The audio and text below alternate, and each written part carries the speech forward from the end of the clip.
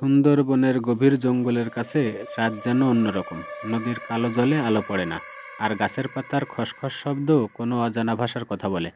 এমন অদ্ভুত এক রাত ছিল সেদিন। ফকির বাড়ির রফিক ও তার দুই বন্ধু সজল আর তোফাজ্জল সিদ্ধান্ত নেয় আজ তারা যাবে সুন্দরবনের নিষিদ্ধ এলাকায়, যেখানে বহু বছর ধরে কেউ যেতে সাহস পায় না।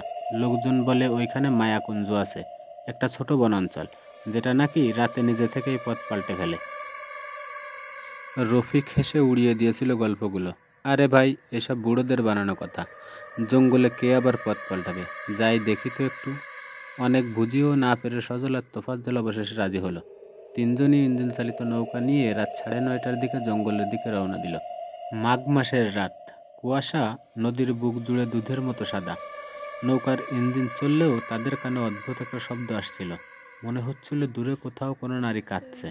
প্রথমে তারা নদীর ঢেউ ভেবেছিল, কিন্তু শব্দটা বারবার একইভাবে ফিরে আসছিল। সজল ফিসফিস করে বলল, দোস্ত, এই আওয়াজটাকে শুনেছিস? রফিক বিরক্ত হয়ে বলল, ভয় পাওয়ার কিছুই নেই। জঙ্গল, নদী, এগুলোতে এসব আওয়াজ হয়।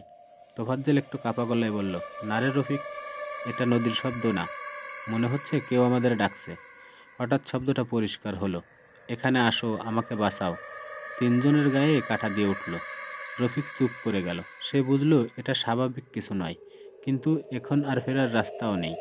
নৌকা ধীরে ধীরে ঢুকছিল সুন্দরবনের নিষিদ্ধ অঞ্চলের দিকে। নৌকা থামিয়ে তারা পা রাখলো কাদামাটির উপর।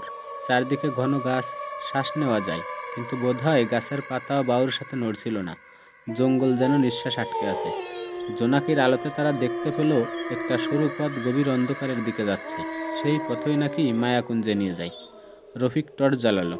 আলো পড়তেই দেখতে পেল পথের দুপাশের গাছের গায়ে অদ্ভুত লাল দাগ, যেন তাজা রক্ত দিয়ে কেউ আঁচড় কেটেছে।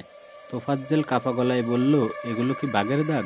রফিক বলল, না, বাঘের নখ এভাবে ছড়ানো থাকে না। তারা তিনজন আরেকটু এগোতেই বাতাসে কেমন একটা গন্ধ এলো, পচা নোনতা আর কাদার গন্ধ, যেন মানুষের দেহ পচানোর গন্ধ। হঠাৎ গাছের আড়াল থেকে একটা শব্দ এলো। তিনজনের টর্চ একসাথে সেই দিকেই ঘুরালো, কিন্তু কিছুই নেই, শুধু পাতার হালকা দুলুনি। জঙ্গলের মাঝখানে পৌঁছাতেই কণ্ঠস্বরটা আবার শোনা গেল, ফিরে যেও না, আরও ভিতরে এসো। সজল ভয় পেয়ে বলল, রফিক, কিছু একটা ভুল হচ্ছে, চলো ফিরে যাই। রফিক উত্তর দিল না। তার চোখ স্থির হয়ে আছে, সে যেন কণ্ঠের মায়ায় পড়ে গেছে। রফিক ধীরে ধীরে জঙ্গলের গভীরে হাঁটতে শুরু করলো। তোফাজ্জল চিৎকার করে উঠল, রফিক দাঁড়া, কোথায় যাচ্ছিস? কিন্তু রফিক কিছুতেই শুনছে না। সেই কণ্ঠস্বর তার মাথার ভেতর ঢুকে গেছে, এখানেই তো তুমি আসতে চেয়েছিলে। সজল আর তোফাজ্জল দৌড়ে রফিকের পিছু নিল। আরও কিছু দূর এগোতেই তারা দেখতে পেল একটা বিশাল গাছ দাঁড়িয়ে আছে। গাছটি অদ্ভুত, তার পাতাগুলো সব কালো, আর গাছের গোড়া থেকে রক্তমাখা কাদা বেরোচ্ছে। মনে হচ্ছে গাছটা শ্বাস নিচ্ছে, ফুলে উঠেছে। গাছটার সামনে দাঁড়িয়েই রফিক থেমে গেল। হঠাৎ গাছের গোড়া থেকে একটা মেয়ে বের হয়ে এলো। তার শরীর ভিজে, চোখ দুটো লালচে, আর মুখে এক শীতল হাসি। সে বলল, তোমরা আমাকে ডেকেছিলে? না, আমি তোমাদের। তোফাজ্জল আর সজল পিছনে তাকিয়ে দেখলো যে পথটা দিয়ে তারা এসেছিল সেটা আর দেখা যাচ্ছে না। জঙ্গল নতুনভাবে সাজানো। মেয়েটা আবার বলল, রফিক, তুমি এসেছো আমাকে নিতে? কতদিন ধরে অপেক্ষা করেছি। রফিক তার দিকে তাকিয়ে হাসলো, যেন পুরোপুরি অধীর হয়ে আছে সে নিজের উপর। সজল চিৎকার করে বলল, রফিক, ওদিকে যাস না। কিন্তু রফিক মেয়েটার দিকে এগোতে হঠাৎ মেয়েটার মুখের হাসি বদলে গেল।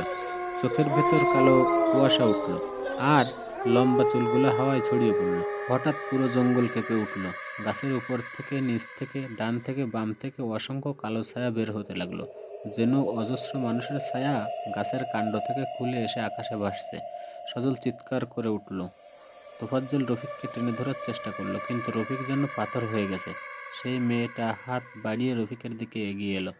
তার ঠোঁট নড়ল, তোমার জীবন আমার। হঠাৎ কালো ছায়াগুলো তার দিকে ঝাঁপিয়ে পড়ল। সজল আর তোফাজ্জল রফিককে টানতে টানতে জঙ্গলের দিকে নিয়ে ছুটল, কিন্তু জঙ্গল যেন তাদের গিলে নিচ্ছিল। গাছের ডালপালা সামনে এসে পথ আটকে দিচ্ছে। পেছনে তাকাতেই সজল দেখল রফিক আর মেয়েটা নেই, শুধু এক কালো ছায়া ধীরে ধীরে গাছের ভিতর ঢুকে যাচ্ছে। কোনোভাবে সজল আর তোফাজ্জল জঙ্গলের একটি খোলামেলা জায়গায় বের হলো। দূরে নদীর আলো দেখা যাচ্ছিল। তারা দৌড়ে গিয়ে নৌকায় উঠল। ইঞ্জিন স্টার্ট দেওয়ার সাথে সাথেই জঙ্গল থেকে আবার শব্দ ফিরে এলো, ফিরে আসবে, তোমাদের একজন তো এখানেই রয়ে গেল। তারা আর পিছনে তাকায়নি। পরের দিন সকালে লোকজন দেখল সজল আর তোফাজ্জল অজ্ঞান অবস্থায় নদীর ধারে পড়ে আছে, কিন্তু রফিক নেই।